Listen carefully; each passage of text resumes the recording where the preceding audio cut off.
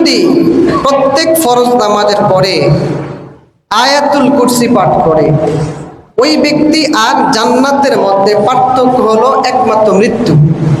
তার মানে লোকটা মরে না, এই জন্য জান্নাতে যায় না, মরার সাথে সাথে সে আল্লাহর জান্নাতে চলে যাবে। সুবহান। কে? যে ব্যক্তি প্রত্যেক ফরজ নামাজের পরে আয়াতুল কুরসি পাঠ করে।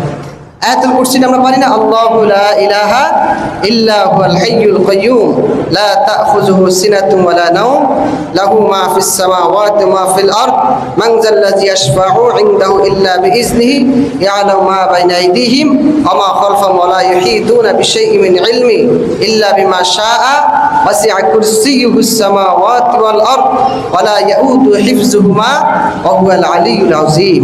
আমরা যারা পারি আমরা প্রত্যেক ফরজ নামাজের পরে পড়ার চেষ্টা করি, যারা পারি না আমরা শেখার চেষ্টা করি। কি করব? আমরা মা বোনরা যারা আলোচনা শুনছেন তারা এই আয়াতুল কুরসিটা আপনারা মুখস্থ করে প্রত্যেক ফরজ নামাজের পরে পড়ার চেষ্টা করব।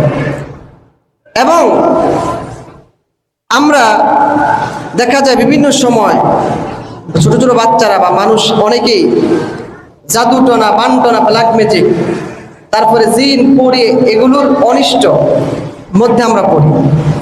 কেউ যদি এই সমস্ত এগুলোর অনিষ্ট থেকে বাঁচতে চায়, তাহলে ওই ব্যক্তি যদি সকাল সন্ধ্যা আয়াতুল কুরসি পাঠ করে, আল্লাহ রাব্বুল আলামিন আয়াতুল কুরসি পাঠকারীকে জিন, পড়ি, ভূত, এমনকি জাদুটনা, বানটনা থেকে আল্লাহ মুক্তি দান করবেন। সুবহান। এবং হাদিসে পাকের মধ্যে আসছে, নবীজি বলেন, কেউ যদি ঘুমানোর আগে একবার আয়াতুল কুরসি পাঠ করে, আল্লাহ রাব্বুল আলামিন ওই ব্যক্তির জন্য একজন ফেরেশতা নিযুক্ত করে দেন সারা রাতের জন্য।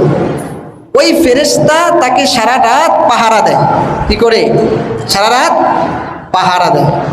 কাকে? আয়াতুল কুরসি পাঠকারীকে। আর তাহলে সকালবেলা যদি আপনি পড়েন আয়াতুল কুরসি, একজন ফেরেশতা আপনার সারাদিনের জন্য আপনাকে পাহারা দিবে। আর যদি সন্ধ্যায় পড়েন, সারা রাত পর্যন্ত একজন ফেরেশতা আপনাকে পাহারা দিবে। এজন্য আমরা যারা পারি সকাল সন্ধ্যা ইনশাআল্লাহ নিজেরা পড়ব, নিজেরা পড়ে নিজেদের বাচ্চাদের গায়ে ফু দিব। কি করব? ফু দিব।